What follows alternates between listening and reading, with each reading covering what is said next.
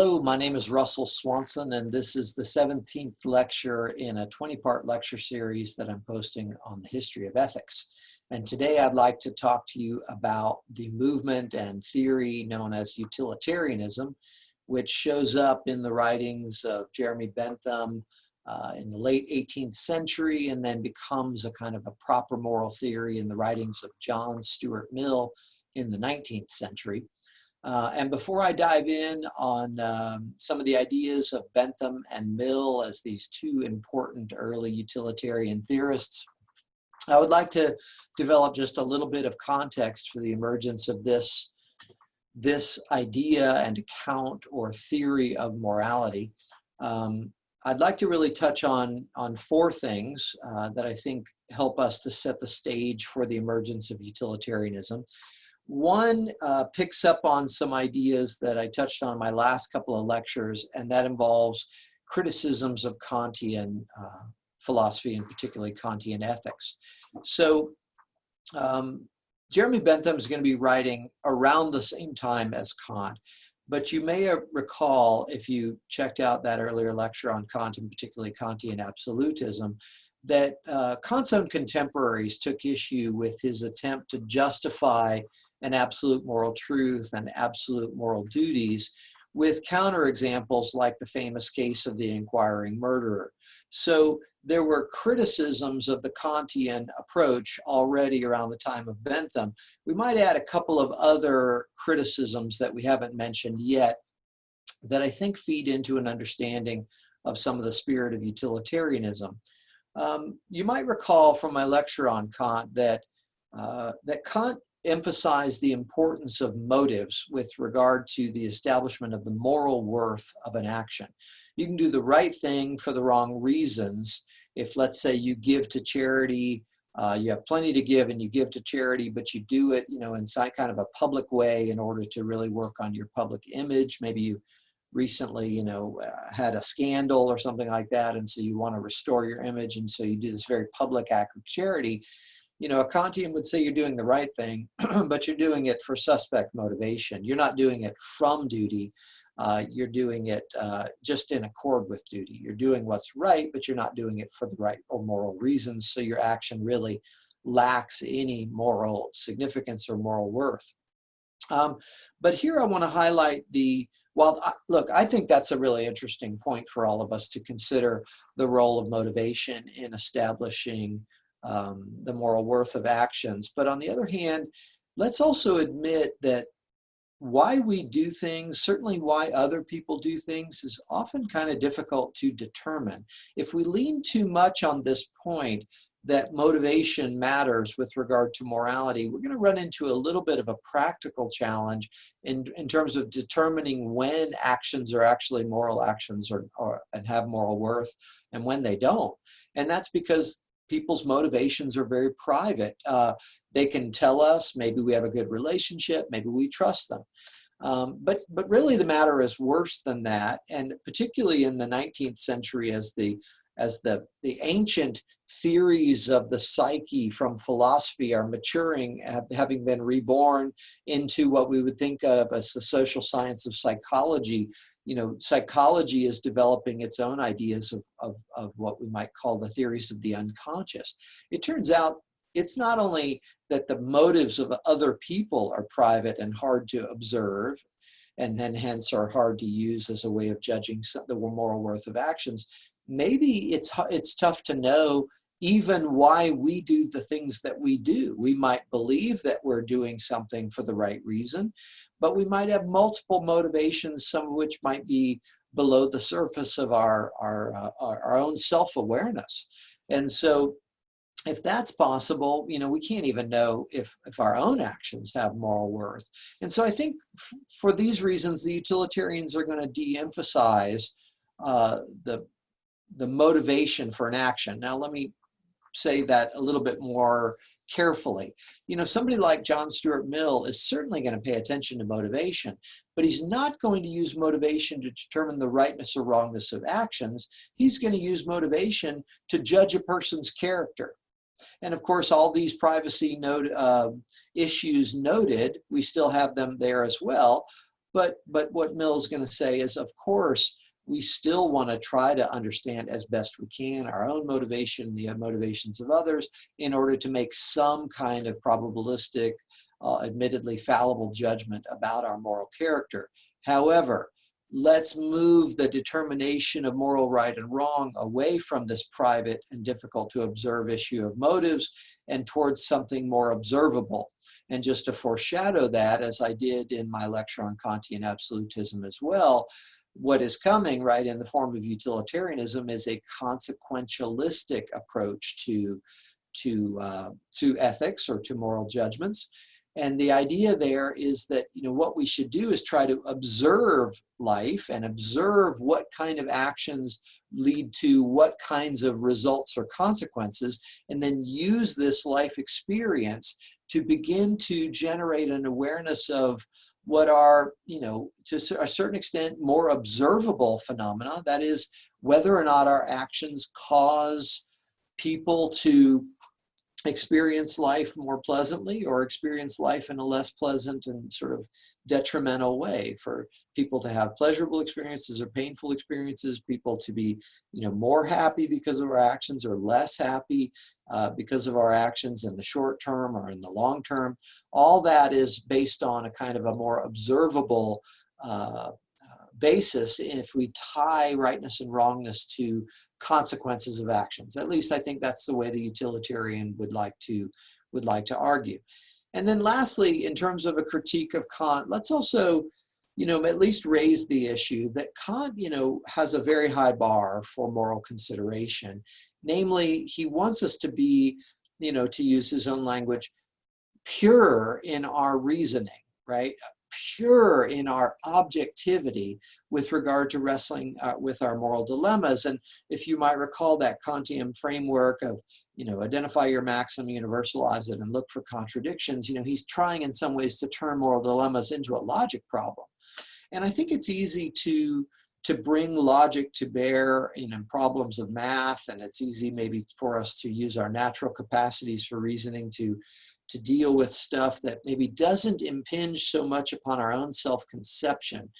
Morality and ethical issues and moral issues are issues that are often very emotionally charged, and we might ask the question, how likely is it that we can bring pure logic to our moral dilemmas in order to solve them? And so I think the utilitarians are going to, especially John Stuart Mill, going to want to sort of back away from requiring a pure objectivity to be involved in our decision making. Mill's going to sound a lot more like Hume in the sense that he thinks that the motive for our actions when it comes to moral actions won't be purely rational or objective. They'll be based on a capacity to sort of feel good about the well-being of others and feel bad or feel troubled by the suffering of others. This sort of sentiment for humanity that both Hume and Mill talk about in their writings, rather than pure objectivity, is for Mill at least a more realistic basis. In his own way, Bentham will lean back into something that's going to harken back to social contract theory here in terms of motivation. It'll be a kind of an objectivity, but it won't be like this pure logical objectivity that Kant wanted us to use to resolve our moral dilemmas. It'll be more like the reason that we heard Thomas Hobbes talk about in his writings on the social contract, i.e. that we can at least be rational enough to see that our long-term self-interests are tied to the well-being of others. For Jeremy Bentham, that's going to be central to seeing why we would want to consider the well-being and suffering of others as part of what we look at when we consider the rightness or wrongness of our actions. Okay, so there's part of the context for the emergence of utilitarianism in the late 18th and 19th century. Its problems and criticisms for Kantian ethics. But let's also develop a little bit of a broader historical context for the emergence of utilitarianism, specifically in these British thinkers, these English thinkers in the late 18th, 19th century, existing within one of the, some people would say, depending on your metrics, the largest and greatest empire that history has ever known.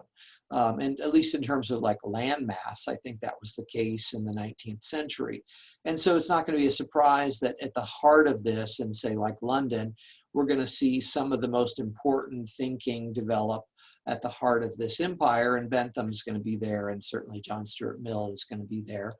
But let's add that part of the context here for the emergence of the empire that is Great Britain in the 19th century is that, the British adopt, the approach to the study of reality that is science, and they adopt it wholeheartedly in many respects. And they certainly will be quick sort of adopters when it comes to the technologies that science is going to introduce.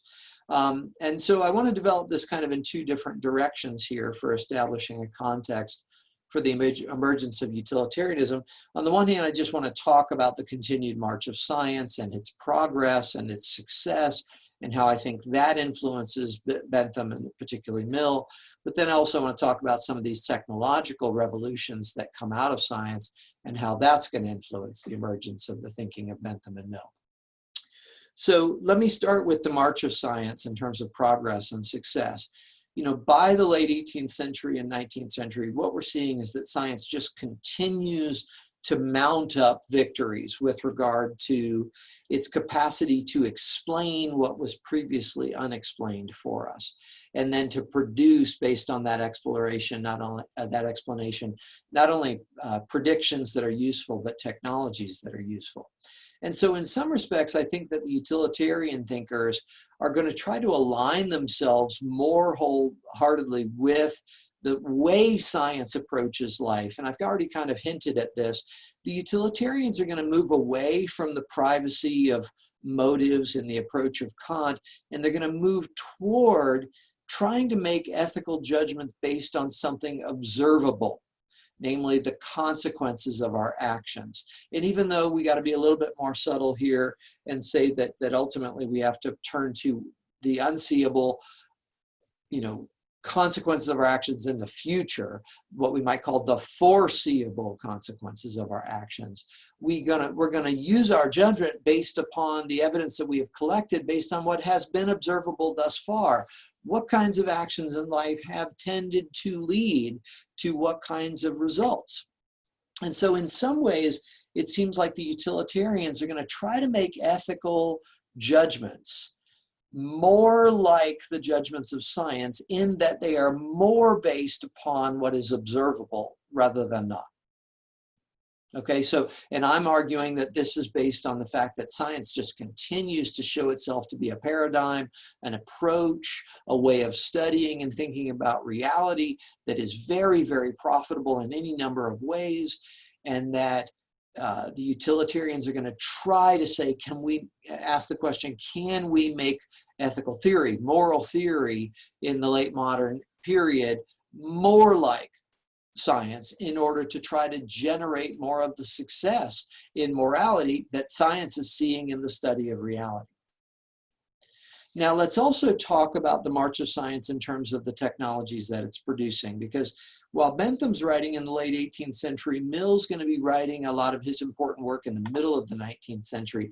And certainly by that time, what we're going to see in places like London and in many major centers all over Europe in particular, is that science has informed technological progress to such a degree that technological progress is starting to reshape economies and societies almost completely in the form of what we think of as the Industrial Revolution. And in many ways, if maybe you studied the Industrial Revolution a little bit, the Industrial Revolution, I think in some ways echoes the kind of good news, bad news story that I described when I talked about the modern crisis of ethics and the rise of science, and the way in which the rise of science itself has been kind of a good news, bad news story. Here I want to kind of tell a similar good news, bad news story with regard to the Industrial Revolution. I'll start with the good news. I mean, when we use technologies to sort of produce energies in ways that can be captured and spread out geographically, not tied just to wind, not just tied to water, not just tied to human and animal power, but tied to maybe the simple ability to, let's say, boil water and capture steam and turn a turbine or a turbine and generate energy in this way. You're going to see radical new machine-based energy sources and machine-based approaches to efficiencies of production that are going to just, they're going to cause certain economic systems to just take off. And particularly when you combine the Industrial Revolution with certain political, philosophical, and let's say ethical revolutions with regard to, let's say, democracy and capitalism and ideas of human rights, you're going to begin to see, gross domestic product, GDP, is going to explode in the Industrial Revolution. And, some of that will spread into a kind of a broader experiment in what's called a middle class within economic stratifications in society. A bigger economic class than we've seen ever before in history. There have been moments in history where we've seen experiments with the middle class. In general, we could say that since the advent of complex civilizations and complex economies, you've tended to have sort of the haves, the elite haves, and many, many have-nots, and that we've seen, power concentrated in the elite and, separated from the have-nots. But what we're going to see a new level of experimentation with in terms of the way in which economic power is spread out in societies, instead of this large dichotomy between the elites and the have and the poor and the working class. We're going to start to see a little bit, more in terms of the middle class, and that's going to spread the wealth to a certain degree. There'll be more middle class lifestyles than ever before.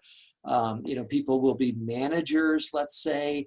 There'll be a managerial level, during the Industrial Revolution, where we see all these new factories emerge that will give rise to, kind of a new level of quality of life.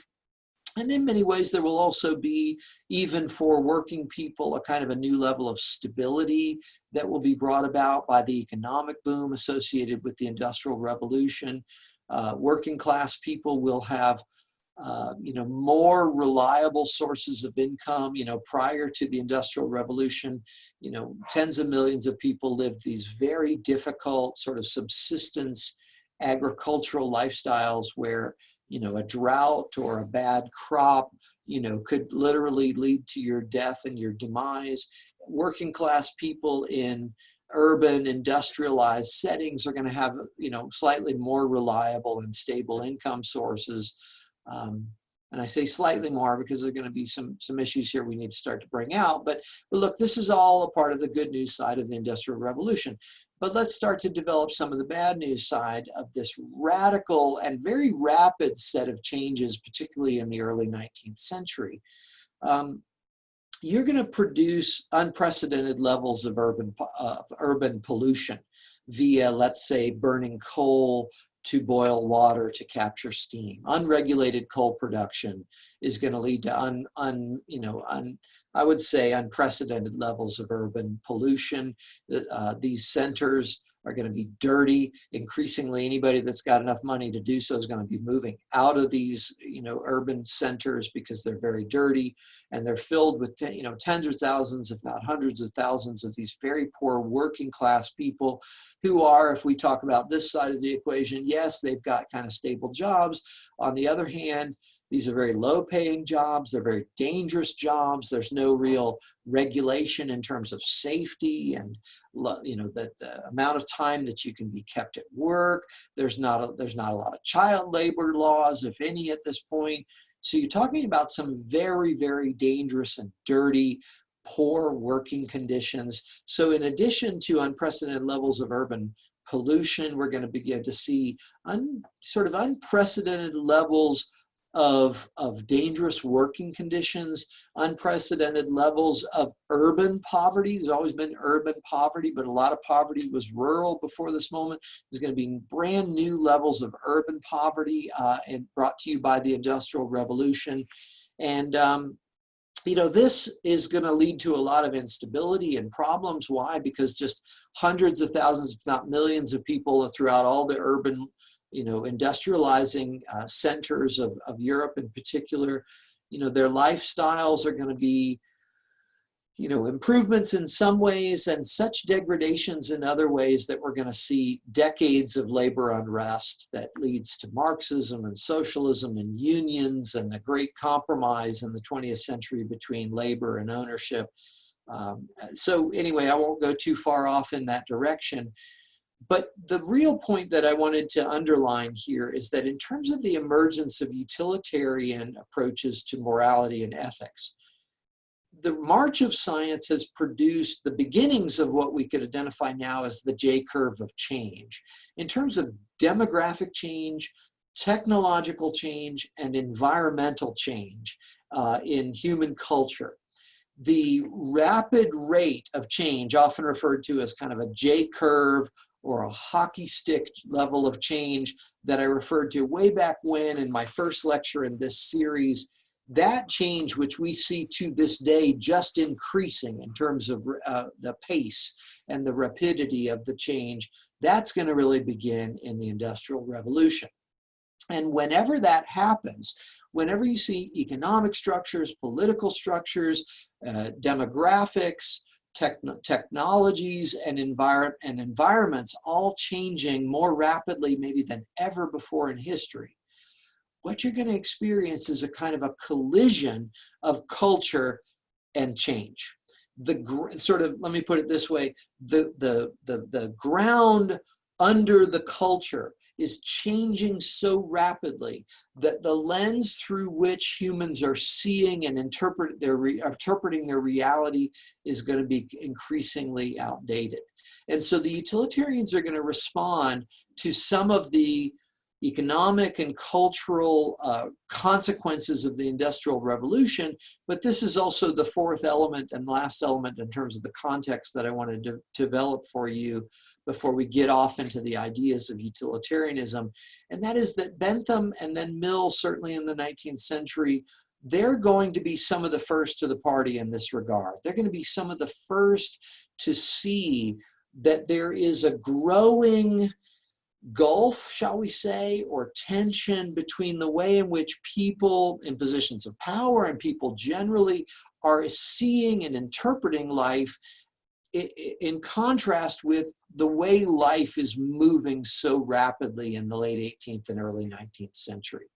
And so what we're going to see is kind of an identification of the ways in which the cultural lens, and morality included, is increasingly out of date, or to use a fancy word here, anachronistic, right? Anachronos, sort of outside of or distinct from or without a connection to time, right?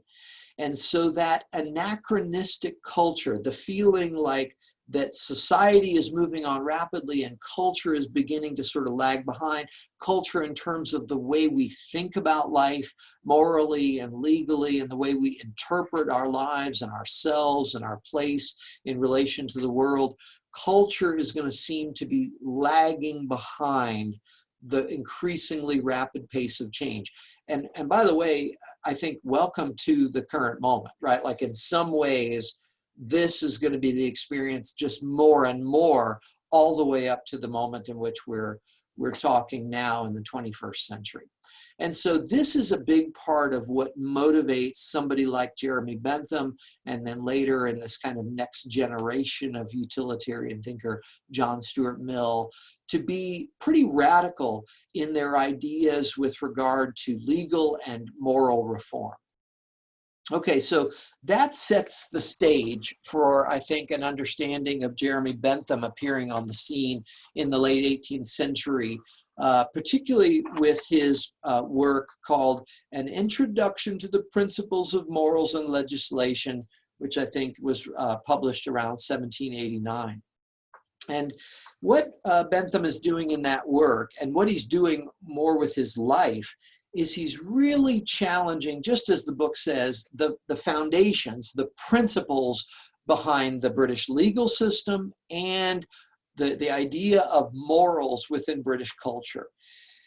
And, you know, let me give you just a little bit of background on Bentham. Bentham was, you know, kind of a fortunate son in many ways. He was a man in a sexist time. He was white in a racist time. He was wealthy in a classist time. And he was very well educated, and he was hardworking, and he seemed to have been very intelligent.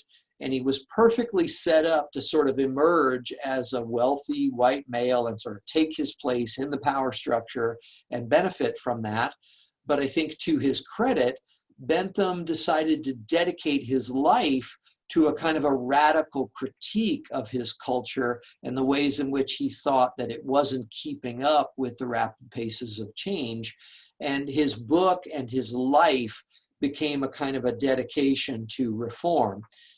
You know, he got probably what would be the equivalent, I think, to a law degree in his maybe late teens. I mean, he was really, you know, a prodigy in many respects, nowhere quite near the level that John Stuart Mill will be, but still very impressive. But again, he took the opportunities that he had, the abilities that he had, and he dedicated them very consistently to a kind of a philosophical, you know, we might say in the spirit of Socrates, a critique, a raising of questions, a radical critique of British culture at the time. And that's captured in his work that's so descriptively named An Introduction to the Principles of Morals and Legislation. And in that work, what Bentham tries to do, and in his life, what he tries to do, right, is to say we need to really rethink the basis upon which we reason about laws and punishment and ethics and morals in our society. And he gathered around him a group of people that come to be known as the Benthamites, who were all supportive of his project of radical critique of British society. And they all seem centered around this idea that here I will identify as the greatest happiness principle. Now, look, there are some intellectual precedents and predecessors to what I'm going to give Bentham credit for here, but I'm going to give you kind of a simple introduction to this movement by saying that Bentham's really sort of the father of these ideas. He certainly becomes very famous with these ideas. And so even though somebody like maybe a Francis Hutcheson or somebody like that might have actually used these phrases before him, Bentham's going to get famous and draw a group of followers to him, reforming British society based on a kind of a simple notion. And that is that the goal of culture and law and ethics and all of it ought to be the greatest happiness for the greatest number of people.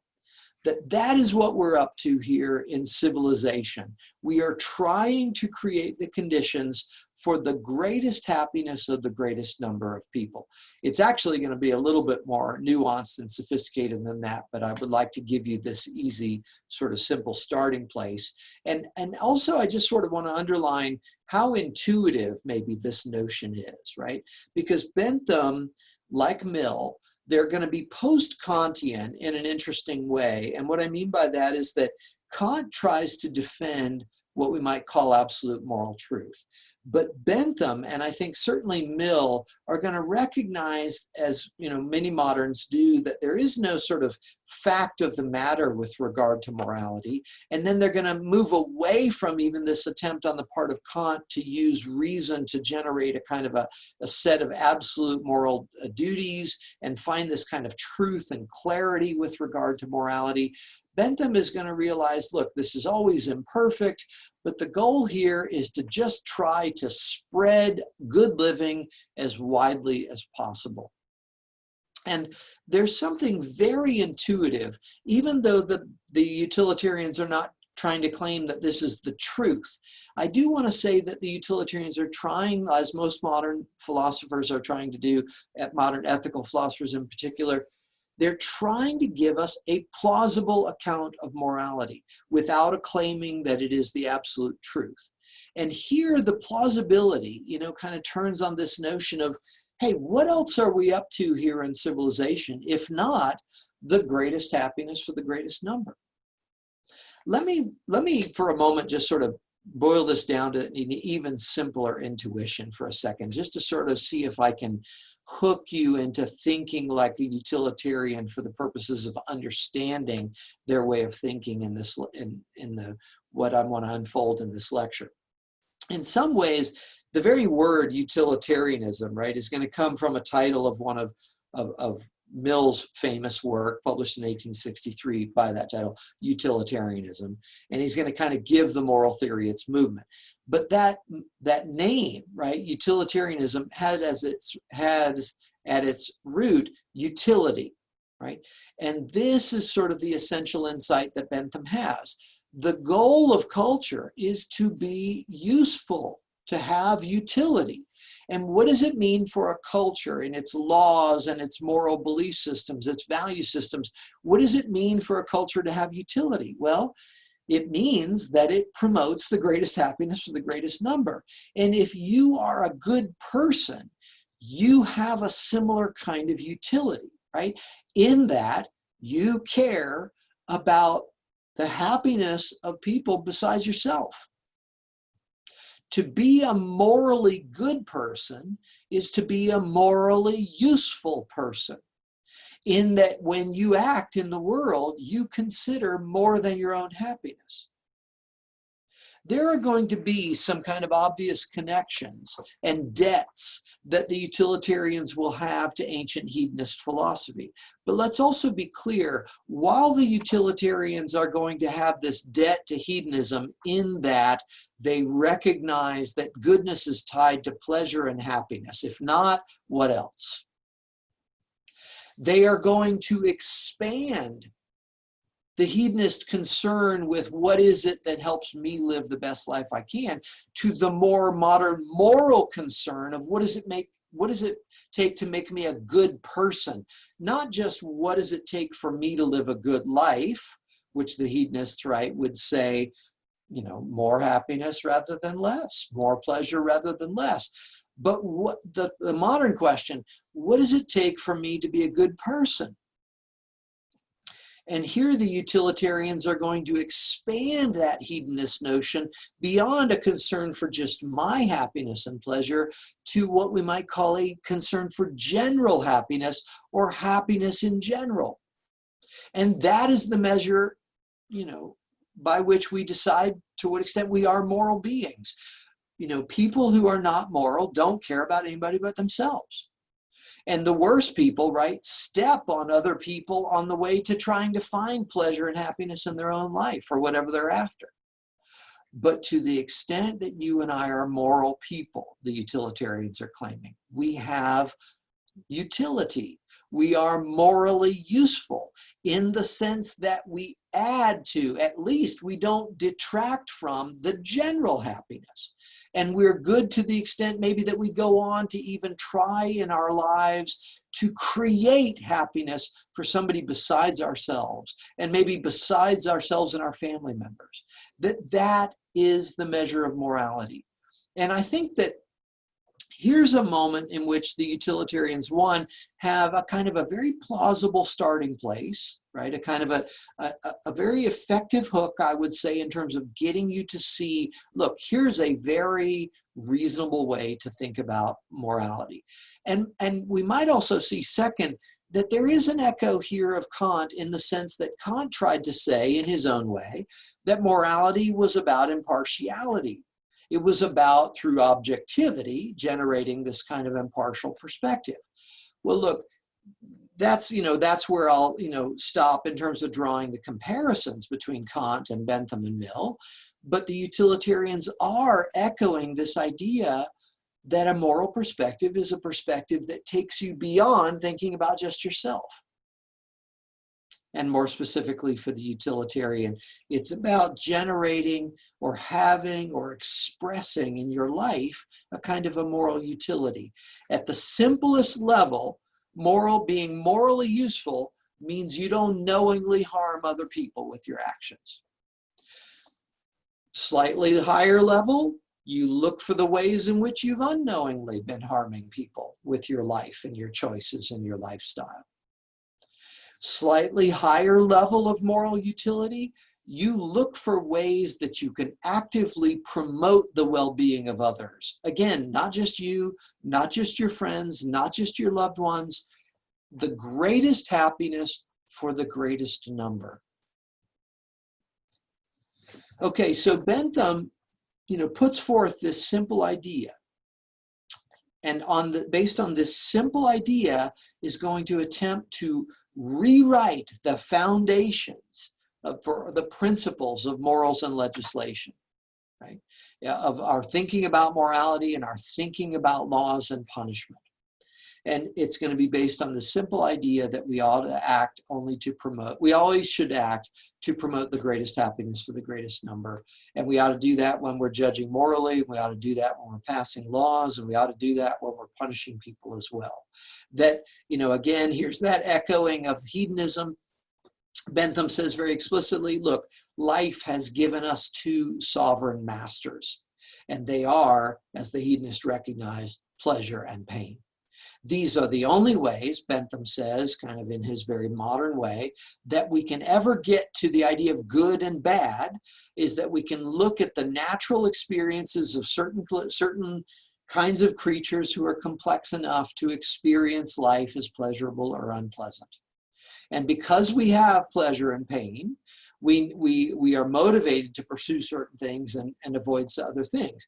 And so based on this idea or this recognition that life has given us, just in terms of nature, these two sovereign masters, pleasure and pain, that dictate what we actually do, now we can take this beyond what we actually do and a description of our psychology to the hedonist claim that we ought to pursue this in order to make the most out of our own lives, and now to the utilitarian claim that it's not only our pleasure and pain that matters if we want to have a moral perspective, it is general pleasure, general happiness, the greatest happiness for the greatest number that should be what matters most. And in his own way, what Bentham was up to was trying to create, again, as I argued before, a kind of a version of ethical thinking, a kind of an ethical theoretical approach, or a kind of a way of looking at life that would allow us to critique British society in this moment, that would make ethics almost like science, almost like quantifiable science. It would be based on our observations of the kinds of consequences that do result from certain kinds of actions, and that if we're careful enough in our observations, we can almost turn ethical judgments not into a logic problem like Kant wanted to, but almost into a math problem, according to Bentham. He argued that we could generate a kind of a hedonistic calculus, a kind of a hedonic calculus, a kind of a pleasure math, where we look at, based on our observations, how do my actions, let's say when I go around just running into people in the world, even if that makes me happy, let me do the math about the happiness in general. Again, this is a weird example off the top of my head, but if I go through the world just sort of elbowing people quite literally, I might get my way and I might get to the front of the line more often than others, but there's going to be some major downsides in terms of the pleasure math here. Other people are going to be very unhappy and they're going to be pained by my actions. And then we might also think a little bit more farther down the line about the way in which I'm going to end up often alone and unhappy because I don't have a lot of friends because of the way I go through the world. And so, Bentham is arguing that there's a kind of a quasi-mathematical approach to life that we can take that will help us to figure out what's right and wrong. He actually has a fairly sophisticated way of looking at potential consequences of actions. He's famously, I think in my lecture notes that I have published on my websites about this, you know, he has a famous poem about this that calls out all these different ways that we could think about consequences. I'm not going to go into that level of complexity in this simple introduction right here, but I will just say that Bentham thought that you could generate an almost mathematical-like calculation for moral right and wrong. Let me give you a quick kind of example of that I'm making up. Imagine that you promised your kids, right, teenage kids, let's say, that you would take them, you know, to a special event. But the time comes to take them to the special event and you're not feeling well and you're behind in your work at work. Now, should you keep your word? Well, look, a fairly simple sort of black and white, you know, Kantian or otherwise kind of cultural, just sort of black and white approach to morality says, look, the right thing to do is to keep your word. And if I ask it, you know, the question the right way, I get most people to sort of nod, you know, should you keep your word? Most people are like, well, you know, yeah. Well, wait a second. Remember, I said you're sick, you're behind in your work. Let's say your work is very important work. Let's say researching, I don't know, a disease or something like that, trying to find a cure. You know, maybe you should talk to your kids in this moment about breaking your word, and maybe you should rest so that you can continue to work on finding a cure for whatever disease you're researching. Now, look, I know this is a kind of extreme example, but what I'm trying to do here is point out the way in which Bentham argues that we can do almost a kind of what he called the hedonic calculus here. Is the right thing to do to keep your word? Well, in this situation, if you kind of add up the pros and cons, and you should definitely think here in this moment of what we talked about with regard to Truman, Harry Truman, and the way in which he decided, even morally speaking, that it would be better to drop the bombs. If you add up the pros and cons here, you're going to see, okay, my kids might be a little disappointed, if I break my word to them. And, you know, I should talk to them about that and judge that. But let's also see how sick am I and how important is the work that I'd be missing. And then do the weighing, right, in an almost kind of quantifiable sense. And what you're going to see is that if your kids say, hey, no big deal, Dad, don't worry about it. We weren't even that. We thought you wanted to do it. Well, now all of a sudden taking care of yourself and getting back to your work sooner, you know, is like right decision, break your word, do your work or do some rest.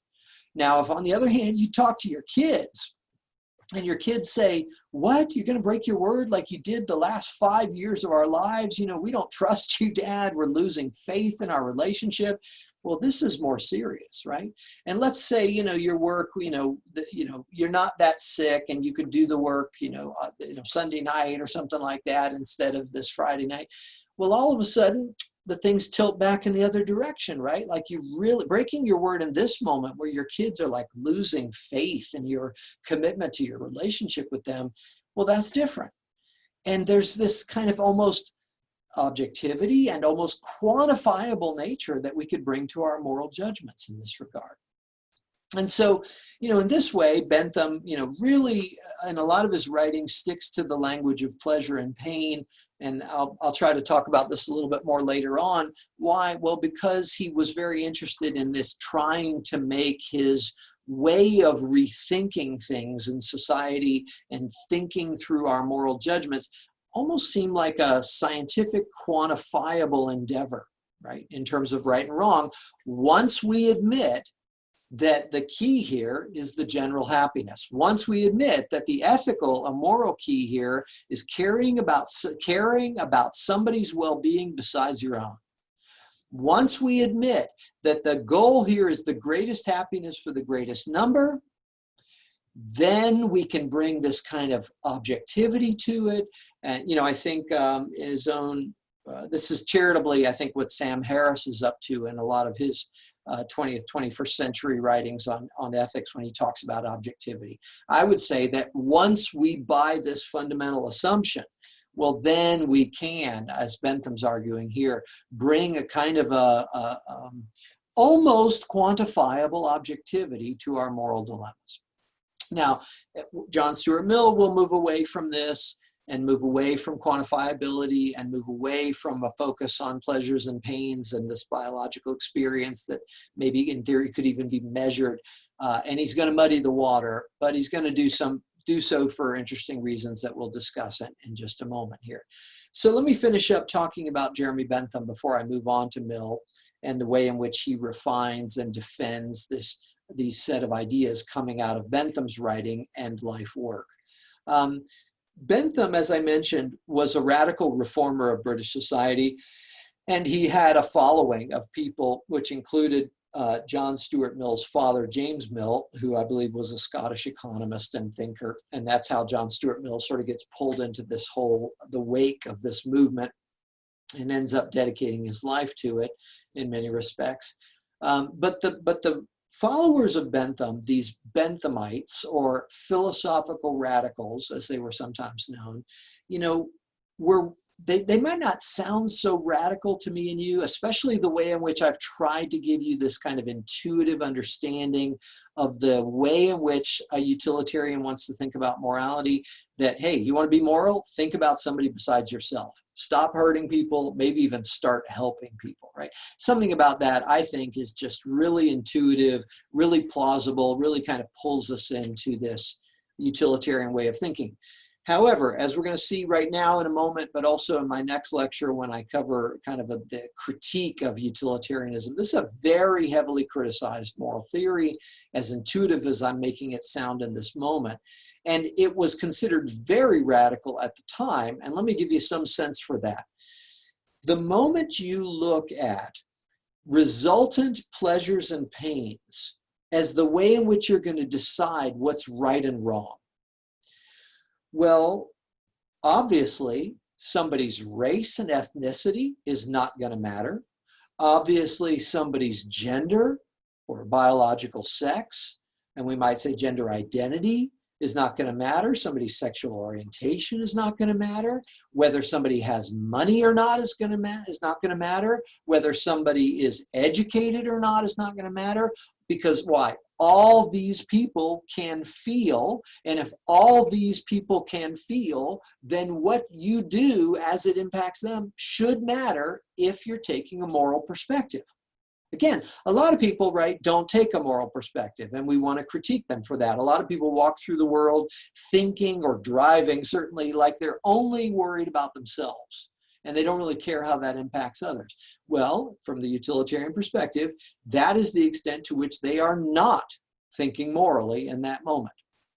But if you begin to think about the suffering of others, well, then very quickly you're going to get to a, especially late 18th century, pretty radical critique of racism, of sexism, of classism. And let me add one more layer here that I haven't brought out, but that Bentham brings out explicitly of what Peter Singer, the modern contemporary utilitarian, calls speciesism. Okay, here's the way Bentham talks about it. I'll paraphrase, but he says, look, when you begin to consider that the greatest happiness for the greatest number is the goal, morally speaking, and really should be the goal of civilization in general, and why we do everything that we do, if not, what else, right? And anybody who says, well, I'll tell you what else, just how far I can get. Well, again, that's a person that's just thinking about themselves and not thinking morally. If we think broadly and we think morally, what's the point of it all? The greatest happiness for the greatest number. Well, then we're going to think inclusively in terms of race and ethnicity. We're going to think inclusively in terms of biological sex. I would say that in the 20th century, 21st century, we're going to think more inclusively in terms of gender identity, gender expression, sexual orientation.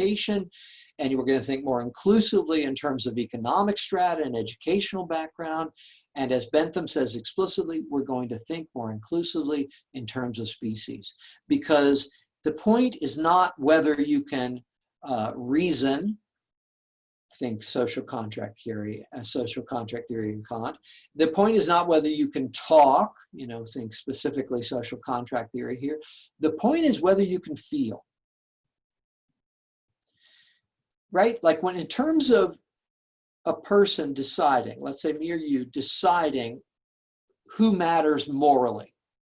where are we going to draw and why are we going to draw the scope of our moral concern to include some and exclude others? Well, look, it's psychologically very normal to draw the line around me and mine, and that's something that's maybe attractive about a social contract approach. However, the utilitarians are going to say, look, you need to go beyond even what Kant was trying to do with his impartiality. Kant tried to say that all persons and rational beings matter, but like social contract theory, Kant couldn't explain why other species also matter. Most of us get it. Torturing a dog or even an armadillo or a possum is, if there's no justification for it, that should be obviously immoral. And a moral theory which cannot account for that has got to strike against it. And that was a strike against social contract theory, and that's a strike against Kant, I would say as well, who argues that there's only these indirect reasons for considering, how people treat non-rational beings. Bentham and the utilitarians are the first in many respects, although I think Hume has something to say on this point as well with empathy. But Bentham explicitly says the scope of moral concern should be drawn around the creatures that can feel, because the creatures that can feel can be done wrong to. It's not whether you can think that matters. It's not whether you can talk that matters. It's not whether you can reason logically or enter into a social contract that matters. It's not whether you're a human or not that matters. It's whether you can feel. And again, if the anti-racism, anti-sexism, anti-classism of the utilitarians wasn't radical enough in the late 18th, early 19th centuries, this idea that we have moral duties to sentient, non-human animals is also, to this moment, it's radical for many of us, right? Like we're talking about a current edge of moral thinking in the 21st century, and Bentham's writing explicitly about it in the end of the 18th century. So here's one of the ways in which this idea became heavily criticized at the time, and the followers of Bentham were thought of as the philosophical radicals. Now, let's begin to transition to finish the lecture today on utilitarianism to the most important writer in the tradition, John Stuart Mill, who lives in the 19th century and is brought into this intellectual movement and this social and political reform movement by the fact that his own father, James Mill, was a follower of Bentham. Now, what seems to have happened here is that James Mill and Jeremy Bentham kind of collaborated on an idea that they would raise John Stuart, James Mill's son, to try to be the person, the most useful, morally speaking, person that they could build. It was a bit of this is strange language here, but the experiment seems to have been something like, if the goal here is the greatest number of the greatest happiness of the greatest number, right? If that is the ultimate goal, then one of the primary goals should be to educate people so that they are very seldom problems and more often problem solvers, right? Like if the goal of civilization is the greatest happiness for the greatest number, then one key thing you got to focus on is education. And one key thing within education you've got to focus on is giving people the critical thinking skills and encouraging in them the kind of concern for the general welfare that they will need to not add to problems, but to solve problems in terms of people's ability to enjoy life. Not to add pain and unhappiness to life, but to contribute pleasure and happiness to life. And so Jeremy Bentham and James Mill seem to have conspired in a way to conduct an experiment of sorts in the raising and the education in particular of John Stuart Mill. And so they They pushed him as hard as they could. The stories here are sort of legend. He was doing mathematics before kindergarten age. He was reading Greek and Latin, you know, like at third grade level, you know, at third grade, like around the age of 8. I think that he read, it said, the history of the very famous Greek historian Herodotus in the original Greek before he was like 10 years old. He basically had the equivalent of a liberal arts college education by the time he was 12, I think. I mean, it's kind of mind-blowing, you know, always makes me want to like look back at the biography and his autobiography and the biographies of his life. But that's my understanding of it. He had, throughout his teenage years, he wrote dozens of publications and articles. He was super engaged and super smart and super well educated. And by the time he was 21, he had a mental breakdown.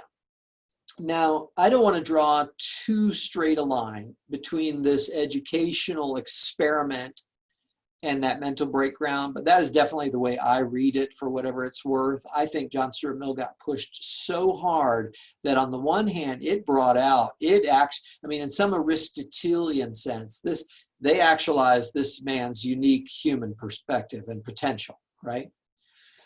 But they did it at a price. By the time he was 21, he entered into a breakdown. I say a breakdown, it wasn't delusional. He went into a major episode of depression and lost all motivation and stopped doing the things he loved. And this seems to have lasted about 2 years. It's interesting when you read Mill's autobiography, he talks a lot there about what he thinks got him out of that long depression where he lost all motivation and just, you know, gave up basically on all the social and political goals of the movement, and just not only that, but stopped trying to learn and stopped being interested in learning. But apparently what he claims helped him with this was actually being out in nature a lot helped him, taking walks in the natural world and reading a lot of poetry, which I was always, you know, kind of interestingly, when I read that, it was strange to me, and it was somewhat thought-provoking to me as a person who doesn't do a lot with poetry in my life. I always thought, well, maybe I should do more with poetry in my life. In particular, Mill talked a lot about the poets that wrote about the natural world who weren't the best poets, but they were, you know, just really passionate and helped him to kind of see, I don't know, reawaken to the beauty of the world again. And so maybe by the age of about 23, Mill begins to reawaken to the beauty of the world again. And it begins to rekindle in him this fire of trying to be a problem solver and you know, not sort of just waste his talents, but make the most of his life in terms of what he could contribute to the world. And boy, oh boy, did he do so. I mean, it is remarkable when you look at the biography of John Stuart Mill, what he pulled off in his life. And I'll just give you some highlights here before I return to his defense of Bentham's ideas in the form of utilitarianism. Mill wrote on almost every major topic there was to write on. He becomes a hugely influential political philosophical figure. He's very influential in philosophy of science and in logic and in critical thinking and reasoning in general. He also, I want to mention, meets a woman named Harriet Taylor when he's, I think, about 24 or so. And Harriet Taylor was married to a much older man in kind of an all too traditional, kind of culturally approved of arranged marriage that was, you know, for economic and social reasons as much as anything. And Harriet Taylor, by all accounts, was pretty unhappy in that marriage. And John Stuart Mill met her, and they, I think, really just fell in love as minds too, as much as anything. And supposedly the older husband and Harriet Taylor and John Stuart Mill may have kind of worked out a little bit of a deal where the relationship between John Stuart Mill and Harriet Taylor could continue as long as it remained, kind of appropriately platonic. And let me use that phrase, outside the cave, so to speak, non-physical, right? Just purely intellectual. And one of the reasons why I wanted to bring this out is that Harriet Taylor is going to go on to be one of the really important 19th century feminist thinkers and agitators for positive change in terms of British culture with regard to sexism. And John Stuart Mill is very clear about the extent to which he has an intellectual debt to his intellectual partnership with Harriet Taylor. And then Mill himself goes on to write a work, I want to say it's called The Subjection or Subjugation of Women. And if I'm right, I think this is the first really important book written by a man explicitly in support of what we would call feminism these days. Now, there were some earlier British thinkers like Mary Wollstonecraft at the end of the 19th century, contemporaries of Bentham's, who were critiquing British society with regard to sexism very explicitly. And then Harriet Taylor is going to be sort of in this legacy.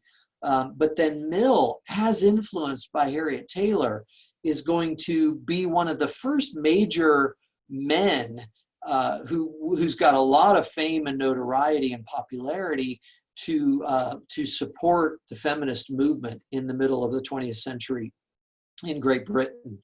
And in fact, just add to the accomplishments of Mill. Mill has an incredible career besides as a writer in all the ways I've talked about with the British East India Trading Company, which if you have an understanding of the history of corporations is one of the most famous corporations in history. Mill has a very successful career with them. He also, I think, gets elected to Parliament, even though he doesn't really campaign, but that's how sort of well respected he was. And when in Parliament, I think, if I recall correctly, he was the first person to put forth, to propose legislation that would allow women the right to vote in the British political system. So Mill's revolutionary, and I also just want to add, right, because I remember when I brought Elizabeth Anscombe in on one of my last lecture on Kantian absolutism, I did that for one of the indirect reasons that I did that was that I wanted to begin to recognize these 19th and 20th century female intellectuals who are beginning to burst through this kind of glass ceiling of sexism and just be allowed to participate in the debate. And here I'm emphasizing the way in which Harriet Taylor and John Stuart Mill had this incredible intellectual partnership that very much influenced the thinking of the very influential work of John Stuart Mill. And so, again, hard to overstate how, successful a life John Stuart Mill led. But let me focus in here on our main target, which is the way in which he grew up within this movement started by Bentham, and then literally writes the book on the movement called Utilitarianism, which was published in parts in 1861, and then as a whole for the first time, Utilitarianism was published in 1863. So now we're looking at middle to late 19th century. Here is where the ideas that Bentham had put forth as a part of his social and political movement, and the ideas that Bentham had defended in his 1789 work, Introduction to the Principles of Morals and Legislation. This is where the focus of these ideas into a moral theory is going to just go global. Right, like Mill's work is going to become incredibly popular. He's a very good writer, and he's going to refine and defend the ideas of Bentham and turn this into the ethical theory that we think of as utilitarianism today. Now, one of the ways in which he refines this idea is that he's going to take the greatest happiness principle that I've associated here with Bentham. There's actually a lot of complexity and sort of inconsistency in the way that these principles are named. So I'm just going to try to give you some simplicity by stipulating that Bentham's associated with the greatest happiness principle, that you should always act to promote the greatest happiness for the greatest number. And that Mill, refines that by saying that in his, what I'll call the principle of utility, that actions are morally right in proportion as they tend to promote happiness, and wrong in proportion to their tendency to promote the reverse. Slightly odd 19th century language there. Let me paraphrase. The principle of utility could be paraphrased as actions are morally right in proportion to their tendency to promote happiness. And actions are wrong, morally speaking, in proportion to their tendency to promote unhappiness and suffering.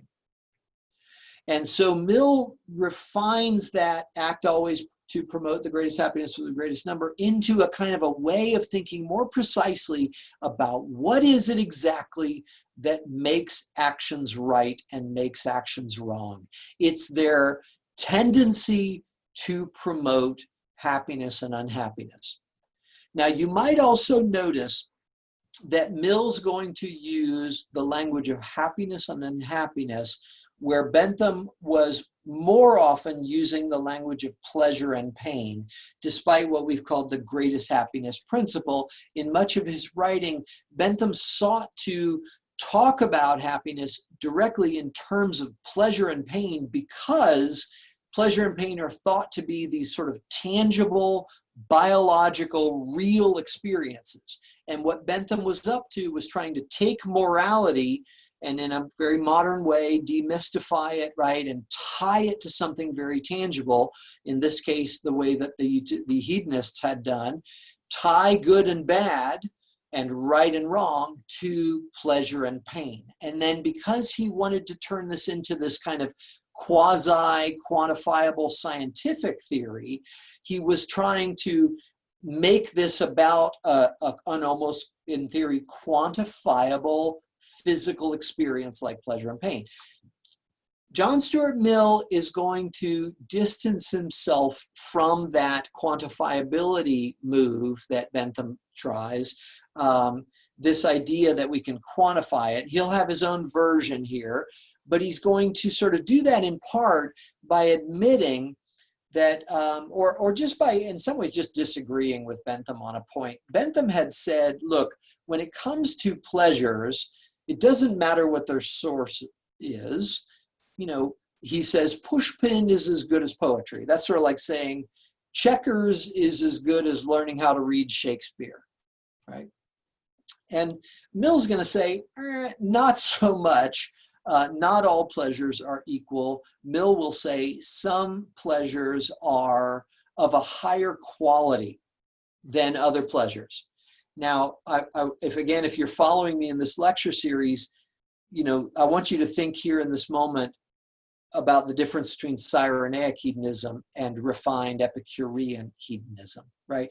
The Cyrenaics, like Aristippus, emphasized sensuality and sort of the physical, tangible experience of pleasure. And the Epicureans, the refined hedonists, emphasized the less physically tangible, emotional, psychological, and intellectual pleasures that contributed to ataraxia, serenity, and long-term well-being. Mill is definitely more in line with the refined hedonist here. And I think to kind of set up this dichotomy, I think Bentham, you know, because he was trying to justify and defend this idea of the hedonic calculus, was trying to stick more closely with something that's going to echo Cyrenaic hedonism. Again, remember, hedonisms were concerned with the question of how do I make my life the best? And the answer was my pleasure or my happiness. These guys, Bentham and Mill, are utilitarian moral theorists dealing with the modern question of how do I, you know, understand myself as a good person, morally speaking. And that very much means we have to go beyond my happiness and my pleasure to happiness and pleasure in general. But what I was saying is that Bentham tries to connect moral judgments to the kind of tangible, measurable, sensual pleasures and pains that we associate with Cyrenaic hedonism. And Mill is going to be willing to muddy the water in some ways and get rid of this quantifiability approach and enter into this kind of quality notion that we see that the refined hedonists also brought in when they moved beyond Cyrenaic hedonism. Now, I've said a couple things about this. I'm going to come back to it because I want to dwell on this point a little longer. This move to refine utilitarianism to include a kind of a explicit consideration of the quality of pleasures alongside the quantity of pleasures. You know, for those of you who want nuance, Bentham actually had some subtleties that are overlooked, but look at that poem in my lecture notes and you can see he had more subtleties than I'm portraying him to have had in this moment.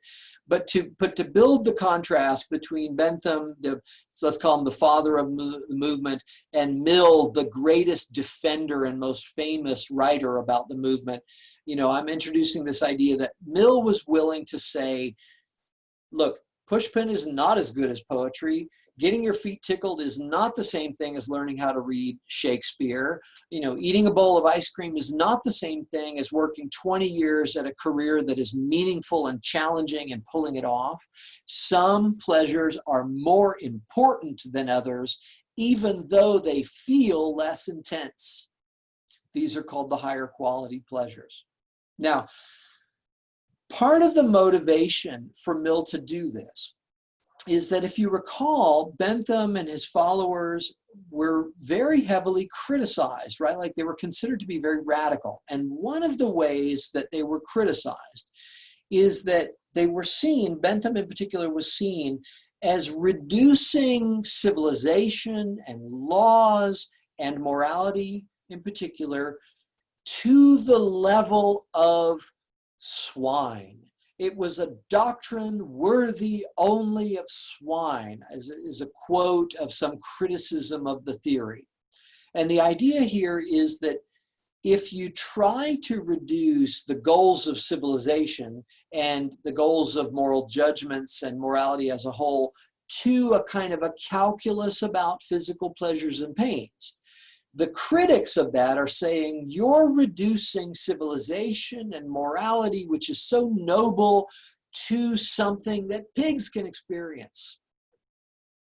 Pigs roll in the mud and they experience pleasure rolling around in the mud. You're pulling morality down into the mud by reducing it to this kind of calculus about pleasure and pain. Okay, now this is not entirely accurate, but I think generally this will help to get the point across, and it is, I think, fair. A lot of the critics of Bentham were fairly conservative, even religious thinkers in the late 18th century who saw his very secular, radical critique of society as very much a threat to the way in which morality is thought to be noble, in part because it's tied to the wishes or the natural moral order, the commands, DCT, the natural moral order, natural law theory of the divine, of God. And so, you know, some of the critics of utilitarianism were coming at this theory, attacking it from something like a natural law theory approach or a divine command theory approach, and saying this is, pulling morality out of the heavens and into the mud. This is a doctrine worthy only of swine. Now, Mill has a couple of very clever responses to this. And again, one move is going to be to say, actually, quantifying all this and putting it on a par with pigs rolling in the mud, that's a mistake. It was a mistake of Bentham, but it's more a mistake of your understanding of what we're up to here. Because you think, critics, that pleasure is always the same kind of pleasure that pigs can have. Now, again, I'm kind of sounding like I'm bashing pigs here. Actually, pigs are really smart, sentient creatures that we don't give enough, I think, moral attention to. Set that aside for a moment. In the context of the transition from the 18th century to the 19th century, the critic is saying, you know, Bentham, you're reducing this to the level of pigs. Mill's going to say, no, you're not. We're not, as utilitarians, because humans have pleasures that are not just like rolling around in mud. Humans have some pleasures that are like that. We get our feet tickled, we get massages, we eat bowls of ice cream. This is a lot like a pig rolling around in the mud. It's a physical, sensual pleasure. But that's not all there is to us. You know, in some ways, Bentham set himself up for this critique. People missed his subtlety, and he tried to build this argument for the hedonic calculus, so he set himself up for this critique. And that's partly what motivates Mill to say, you know what, let's just call it what it is. It's not all about quantity of pleasures. They're not all measurable in terms of quantity or intensity of feeling. Some pleasures are more important because they are of a higher quality. And these are the emotional pleasures, like associated with friendship. These are the psychological pleasures associated with sort of feeling life, like your life matters. These are the intellectual pleasures, like solving difficult problems and learning things and feel good about that. And these are just higher quality. Now, that means that Mill's got to defend that claim, right? Because he can't just assert that some pleasures matter more than others. And to his credit, he recognizes that. Now, he has got a kind of an imperfect solution, but it's a very sort of commonsensical solution. And that is, he says, look, if you want to push me on this claim that I'm making, that there are higher qualities that are being ignored here, higher quality pleasures and pains that are being ignored here, then what you need to do is you need to turn to what Mill calls competent judges. And that is people who have experienced the sensual pleasures and the higher emotional, psychological, and intellectual pleasures of life, and are still, importantly, very much capable of experiencing both. And then ask them what they would give up if they had to give something up. And Mill argues in a famous phrase that it's obvious that we would rather be Socrates dissatisfied physically than a pig satisfied physically. And what he seems to be saying there is anybody who is aware of, who has experienced and is still capable of experiencing the emotional, psychological, and intellectual pleasures associated with being a Homo sapien that are unique maybe to some degree to our species, would not trade foot rubs, for being able to understand poetry, would not change, would not, take a bunch of ice cream over being able to solve difficult problems with their mind, would not take back rubs over, living a life that feels like it meaningfully contributes to the well-being of others. Even though when you have the choice to serve yourself or others, choosing to serve others and finding the way to do that, the pleasure that results from that is not as tangible as the pleasure from the ice cream in your mouth in the moment. But anybody that knows both would give up the ice cream if they had to give up one. And this is how we know these matter more. And in our calculus, and I think Mill just backs off on this idea of math, but in our weighing of the consequences, as we look at how we should live our lives, we ought to weigh the higher pleasures more. Okay, so let me recap and review what we've been saying here. Bentham was heavily criticized for supposedly pulling noble morality down into the mud with the pigs, by producing a doctrine worthy only of swine, a theory of morality and a critique of culture that made it all about a kind of a pleasure calculus. And Mill comes along and defends the theory and refines the theory by saying, you know what? It's not all about the kind of pleasures that pigs get from rolling in the mud. There are higher quality pleasures. And you, ironically, the critic of utilitarianism, you're the one making the mistake because you assume that what we're up to is reducing it all to the level of pigs rolling in the mud. But we're not. You're wrong because you seem to be agreeing that all human pleasures are of that kind, and they're not. So, your charge that utilitarianism is a doctrine worthy only of swine misses the subtlety of how we are considering, we as utilitarians are considering, that when we look at how we should conduct our lives morally, we must consider that giving somebody a back rub is a nice thing to do for another person, right? Helping somebody not be sick is a nice thing to do for another person. These are morally worthy actions because they're producing good consequences. However, challenging, I'm going to use this one on purpose, giving students a little bit of stress by challenging them intellectually in order to try to build up their own capacity to think in concentrated ways for long periods of time about difficult conceptual issues is something that's going to produce a higher quality pleasure in the long run. And when we evaluate the rightness and wrongness of our actions, we need to weigh these higher quality pleasures more heavily than the lower quality pleasures that are about our sensual lives.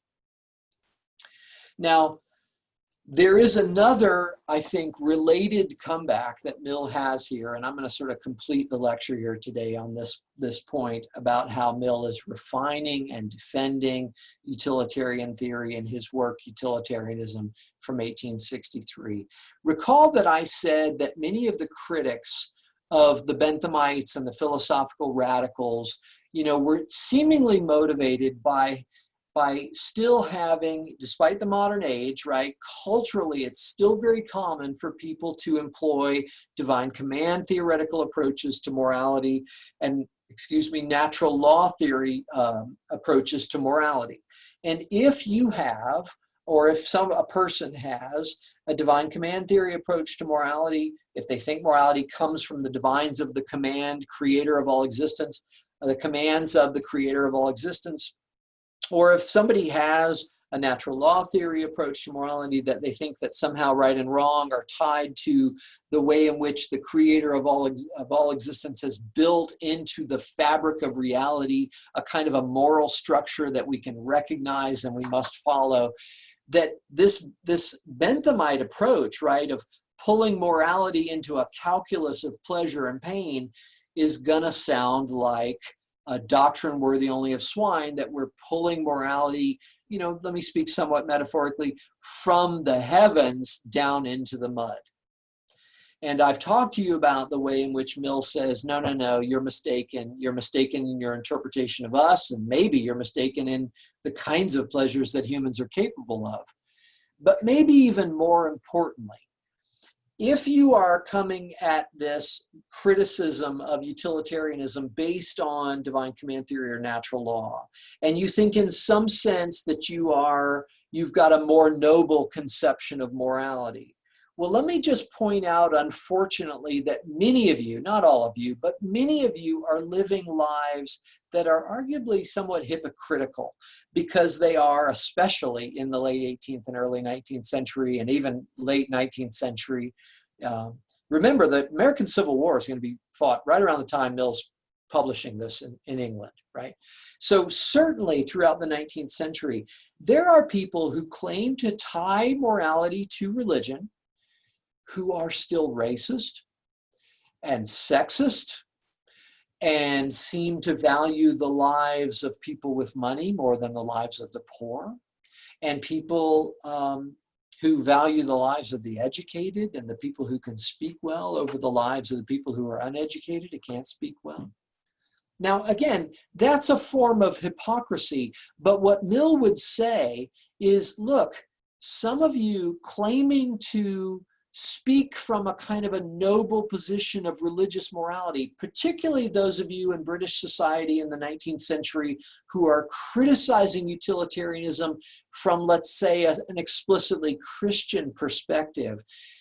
There's an incredible irony here in that you are Christians to the extent that you follow Jesus of Nazareth's model, and boy, racism, sexism, classism in the context of the teachings of Jesus, maybe captured in the Gospels or the Sermon on the Mount or something like that. I mean, don't you see the tension?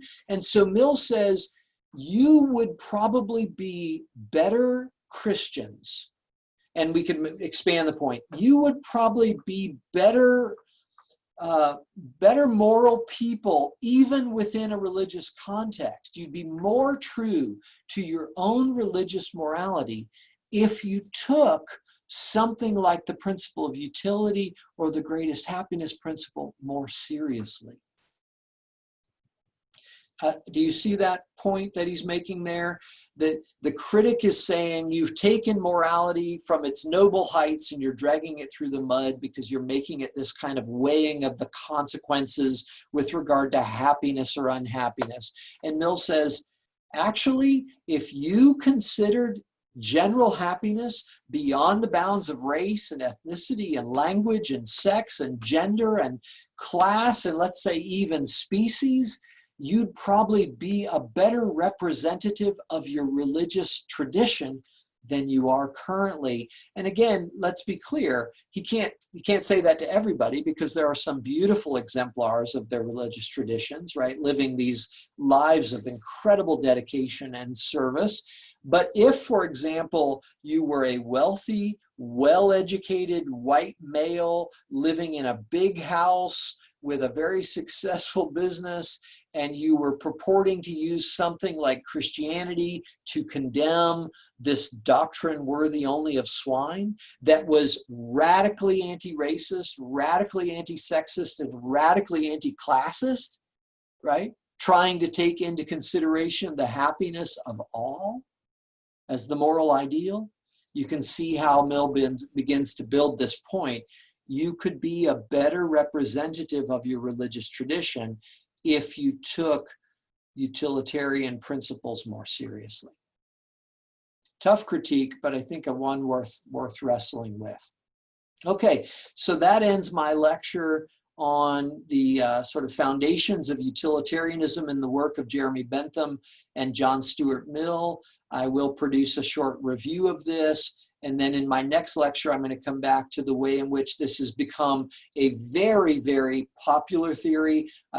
One of the most famous ethical theorists in the world right now is a guy at Princeton, I believe, named Peter Singer. He's a utilitarian theorist, but is as popular as this idea is, as intuitive as some of its foundations are, it's also a heavily, heavily criticized theory. Just like Peter Singer is himself a very controversial figure in terms of some of the positions that he's taken, especially with regard to what he calls animal liberation and our needs to expand our moral scope of concern to non-human animals and change a lot of the things that we do in society for those moral reasons. This is going to become a very controversial theory in the 20th century. And so in my next lecture, I'm going to discuss the debate over utilitarianism. But in the meantime, I wish you happiness, and I hope you can see, there's a very famous quote from Mill who says that the leading cause of unhappiness in individuals who are relatively fortunate in life in terms of what they have, their basic necessities, is because they care for no one but themselves. So I wish you happiness, and I wish you the recollection, right, because most of us know this, that there is an incredible joy in living for the happiness and well-being of others as well. So I hope that you can remember that and tie that to your study of utilitarianism. And until next time, I wish you well.